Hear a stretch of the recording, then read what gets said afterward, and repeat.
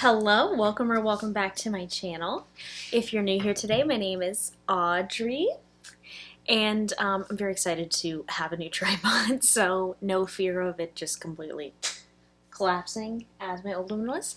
Today we are going to be talking about the Suicide Squad. I'm going to give you my thoughts and some breakdown a little bit of it, but mostly just my review on the Suicide Squad. So if you haven't seen the movie, I would not watch this. The whole video is going to be full of spoilers, but please go watch it and then come watch this video. If you like this video while you're watching, please give it a thumbs up and be sure to subscribe, as I do lots of DC and Marvel content as well as Star Wars stuff, and then other than the film content, I also do beauty and vlogs. So I would love for you to stick around and let's get started. Well, first thing I'm going to start with is the plot. If you know anything about Suicide Squad, it's the same sort of basic premise. They are prisoners of Belle Reve, which is in Louisiana in the DC universe. It's where a lot of supervillains are. The non-crazy ones, I guess, because the psychotic ones go to Arkham Asylum. So Amanda Waller, who works for the government, then has the operation where she takes the squads and of prisoners. If you complete the mission, you get 10 years off your sentence. If you go off the mission, she puts a little bomb inside the base of your skull and you explode, which we see that happens in this movie. So they are going on a mission, which we find out is to destroy the Jotunheim, which is where Starro is. This is Starro the Conqueror. Pretty exciting. He is the first villain of the Justice League comics, so it's very exciting to see him in live action. And yes, Starro is a giant starfish. We knew he was coming. The trailers revealed Starro, but not in complete form and not with the little Starro face hugger things, like the extensions of Starro where he face hugs everyone.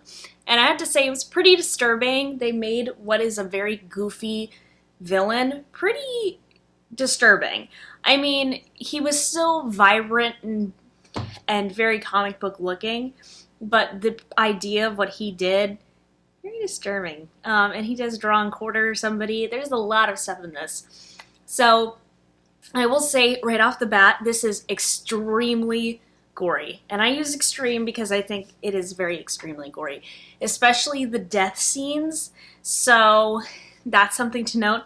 There is also a scene with full frontal male nudity. It's like very, it's not a very long scene is what I was saying. I don't know how I necessarily feel about this, but there's a lot of shifting time and perspective of this movie. So for example, it starts with Michael Rooker's Savant is the focus of the movie for the first 10 minutes, and then, spoiler warning, he gets his head exploded because he goes off mission. And then we keep kind of changing perspectives a little bit.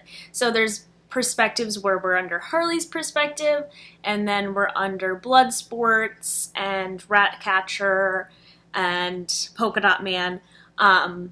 Pretty much those are our characters that we are following the perspectives of, but there's a lot of shifting in perspective. There's a lot of time jumping, so there's stuff where it's like 3 days earlier and 5 minutes earlier and then now, and now we're mission blah blah blah. So there's a lot of title cards as well. Not quite the PowerPoint presentation of the first movie, but there is some like breakdowns of stuff. The characters do have their names flashed on the screen. Predominantly the ones that get killed off. Now, some pretty notable deaths, I have to say. A lot of the ones that are in the first 20 minutes, the first mission, everybody who is in that part of the team gets killed except for Harley Quinn and Rick Flag. So that is Weasel drowns immediately, but then we find out in post-credit scene that he's fine. Weasel drowns, Savant gets his head blown up, Mongal gets completely decimated in a fiery helicopter explosion. Blackguard gets shot right through the head. Ooh, Javelin gets wrecked with bullets, and then gives Harley Quinn the javelin. And the biggest one that I have to notice is that Captain Boomerang gets decapitated by the helicopter blade, and I could not believe they killed off Captain Boomerang like instantaneously, but I think they wanted to show you that there's actual stakes in this compared to many other movies like that. So yeah, ripped Captain Boomerang. He does also throw the boomerang and decapitate people with it, but he gets killed pretty instantaneously. So there's that. Then we're following Team B, who is Bloodsport, Ratcatcher 2, King Shark, Peacemaker, and Polka Dot Man. And they're fine for the most part until later. They survive a pretty long way through the film. Harley Quinn gets captured, as does she gets captured and then is taken to the president of the island that they're on, which he's a newly found president who started a military coup, overthrew that whole chestnut. And then he's gonna marry Harley Quinn. They do, and then Harley Quinn kills him because bitches be crazy sometimes. So she gets some action scenes. I wouldn't say it's really anything compared to Birds of Prey. I mean, she shines in Birds of Prey. She's the main character of that. She's definitely not the main focus of this movie. I'd have to say the main characters of this are the other team, so the Team B, the characters I did just mention, particularly Bloodsport and Ratcatcher 2 are the main characters of this movie, I really think. So that's definitely something to keep in mind. I know a lot of people went into it as big Harley Quinn fans, and if you're expecting it to be all Harley, you're going to be really disappointed. So that's just that for you. Also to point out in deaths, Rick Flag does get impaled through the heart by Peacemaker. Bloodsport kills Peacemaker, but we find out through a post-credit scene, which we're going to talk about a little bit later, that they had him survive. I swore King Shark was going to be dead. He was ridden with bullets. He got buildings collapse on him, but he survived. That's my boy. I love King Shark so much. Good old Nanawe. Polka Dot Man did go out as a superhero, although it was quite funny. He screamed that he's a superhero and then got crushed to death by Starro. So yeah, there's that for you. Overall, I thought this is really, really good. We have lots more to talk about. I just wanted to kind of wrap up all the information I regurgitated to you all. It was great. I am so happy to see DC back on track. We've come a long way from the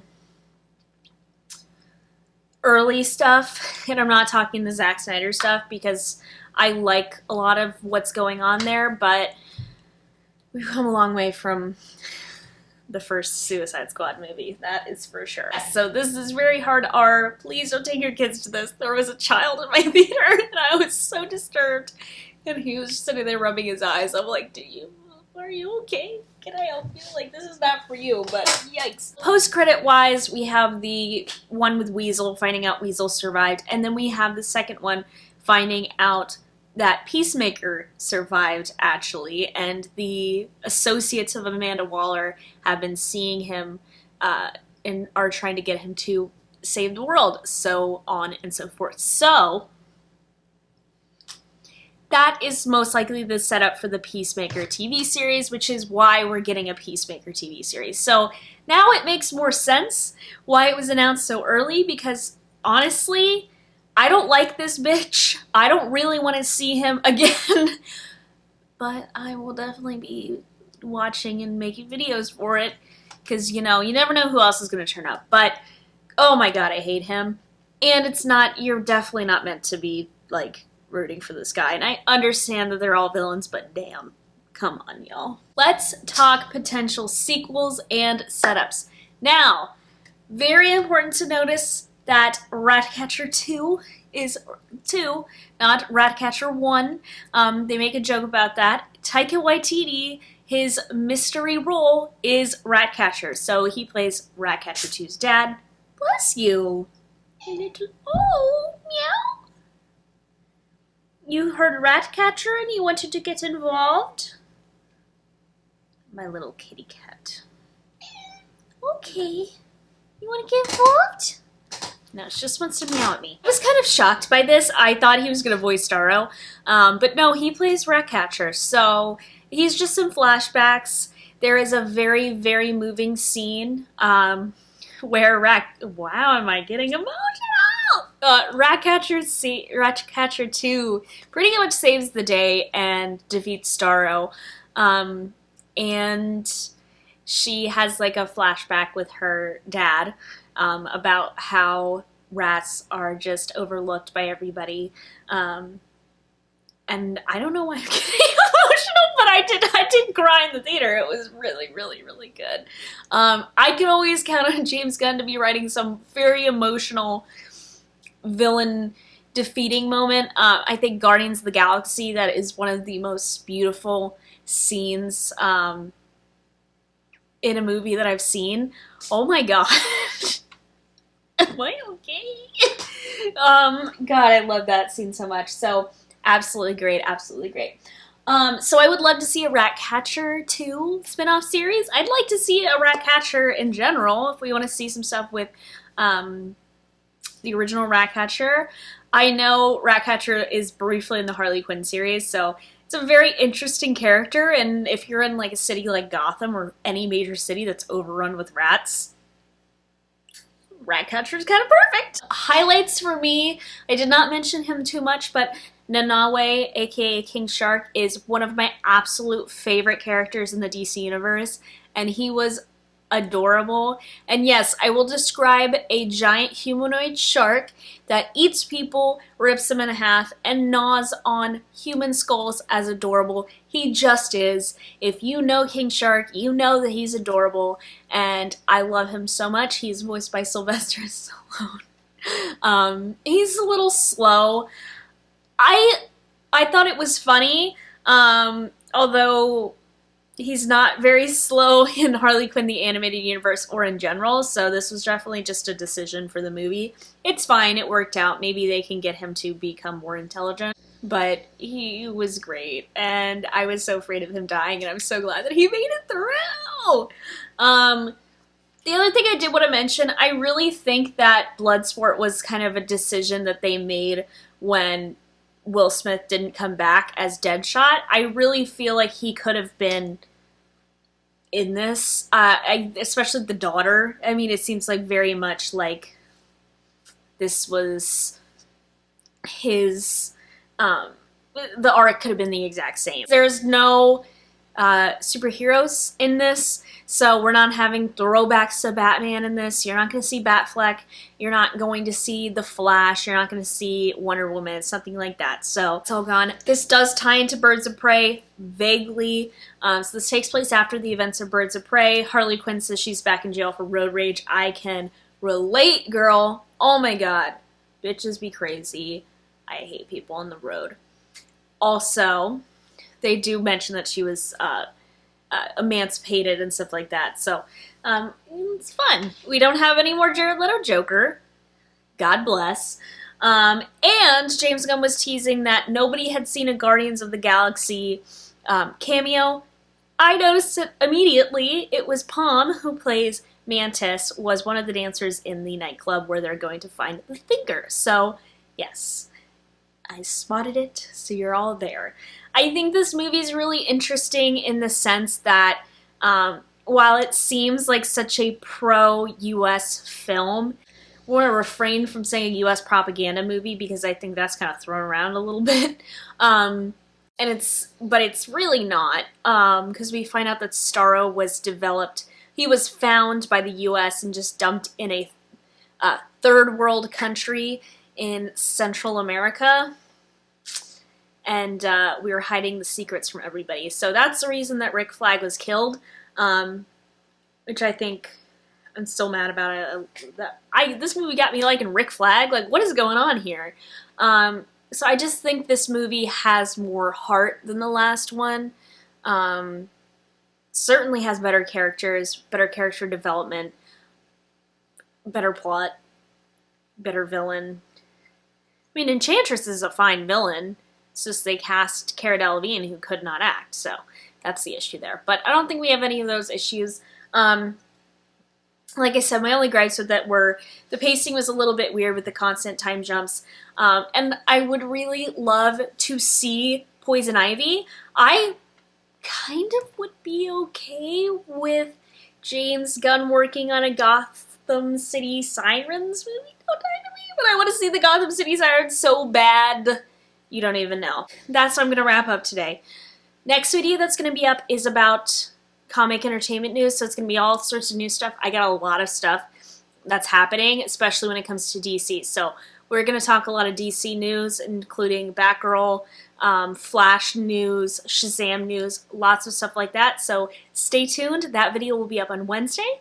But thank you guys so much for watching, and I will see you on Wednesday with a new video. Bye!